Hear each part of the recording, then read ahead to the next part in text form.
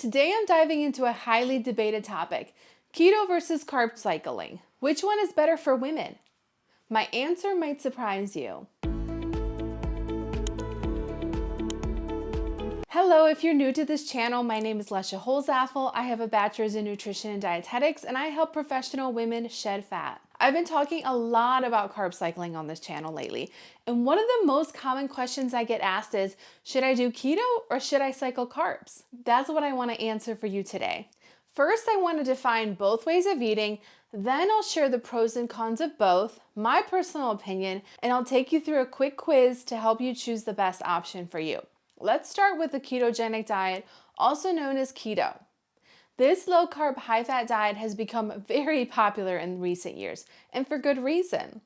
The idea behind keto is to get your body into a state of ketosis, where it burns fat for fuel instead of carbohydrates. This leads to rapid weight loss and improved insulin sensitivity. And now let's talk about carb cycling. This approach involves alternating between periods of moderate to high and low carb intake. During high carb days, you consume more carbohydrates to replenish your energy stores.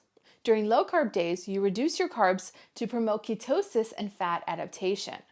So what are the pros and cons of each? Let's talk about keto first. The first pro of keto is weight loss. That's obvious. By reducing carb intake and increasing fat intake, your body enters a metabolic state called ketosis, which can lead to weight loss. Then there's improved insulin sensitivity. As mentioned before, by reducing carb intake and stabilizing your blood sugar, your body can become more sensitive to insulin, potentially reducing the risk of type 2 diabetes.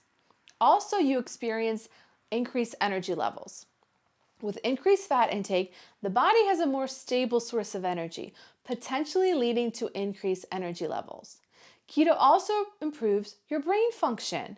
Your brain can use ketones as an alternative energy source to glucose, and this can improve your brain function and reduce the symptoms for those with neurological conditions such as epilepsy. And last but definitely not least is decreased inflammation. The ketogenic diet has been shown to reduce markers of inflammation in the body, potentially reducing risk of chronic diseases such as heart disease and cancer. But here are some of the common cons associated with the keto diet. Number one is the initial adaptation period. The initial adaptation period to keto can be difficult for some people as your body adjusts in the drastic change in macronutrient intake. Common side effects include fatigue, headaches, and nausea. This is also known as the keto flu and is very common when you don't follow keto the right way, especially when you don't stock up on those electrolytes. Secondly is keto can be restrictive.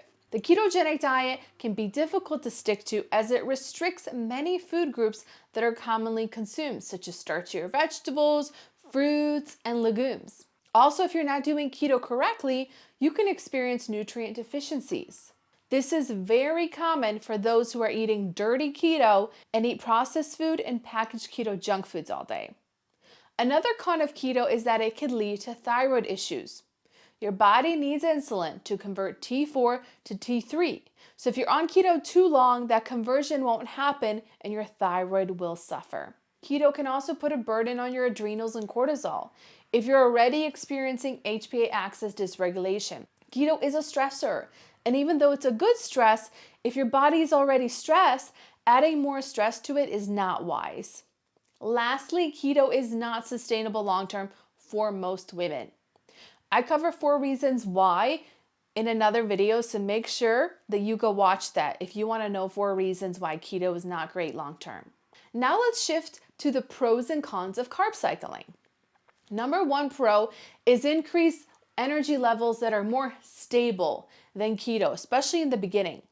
By alternating periods between high carbohydrate intake and low carbohydrate intake, your body can maintain stable energy levels throughout the day.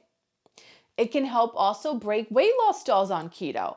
Stalls happen because your body adapts to what diet you're on. And carb cycling keeps your body guessing because it never knows what fuel source it's gonna get. Adding back carbs tells your body that you are safe, and it allows it to release the fat that it's been holding on to for survival. Number 3 is that carb cycling helps lower cortisol, which will heal your adrenals. Adding more carbs helps lower cortisol levels, especially when you time your carbs correctly. This allows your adrenals to take a break from constantly pumping out stress hormones, which lead to weight gain, fatigue, and other health issues. Additionally, carb cycling may improve sleep patterns and provide a more consistent energy source for the body, which can help reduce stress levels and further reduce cortisol release. Number 4 is an improved athletic performance.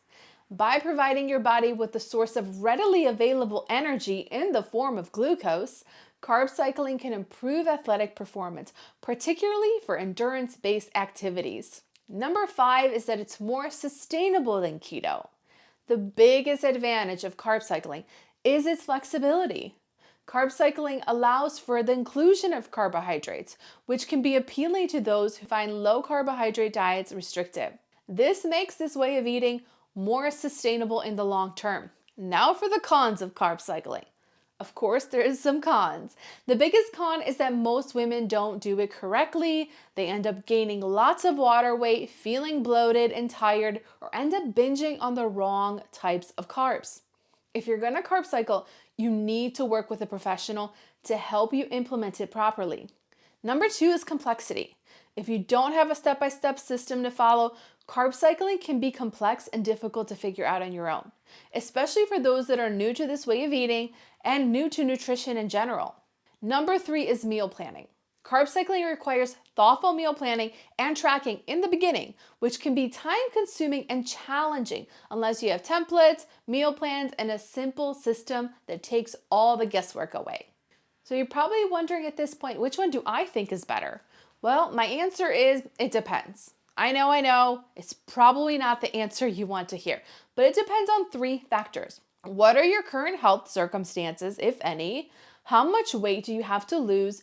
And what are your long-term health goals? I can't say that one is better than the other until I know all 3 of those answers when working with clients. So now I want to walk you through a quick yes or no quiz that will help you determine which way of eating is best for you right now. Are you ready? Grab a pen and paper and track your answers. Keto is going to be better for you if you can say yes to these questions. I have more than 50 pounds to lose. I am insulin resistant. I have diabetes or prediabetes. I have PCOS. I've been eating the standard American diet for most of my life. And I'm a couch potato. Be honest with that last one. If you said yes to all of these things, I recommend starting with keto. Go ahead in the description and download my clean keto cheat sheet to learn how to do keto properly. Now, let's go to carb cycling. If you can say yes to these questions, this is a better choice for you right now. I lost all the weight that I wanted on keto, but I don't want to do it forever. I hit a stall on keto, and cutting carbs more or fasting isn't working. I have high cortisol or adrenal issues. I have thyroid issues. I have terrible period symptoms. I'm an athlete and I'm very active. I miss carbs and I keep binging on them while on keto. I'm not feeling as great as I used to on keto, gained weight, or I am not fully satisfied with eating ketogenic. If you said yes to any of these things, this is a red flag that you need to cycle in some carbs. So I want you to go to the description and download my carb cycling cheat sheet to get started. So how did you do? Let me know in the comments what your results were by typing keto or carb cycling. And if you said yes to carb cycling and you haven't watched my carb cycling for beginner series, make sure to watch that next. I'll see you in the next video.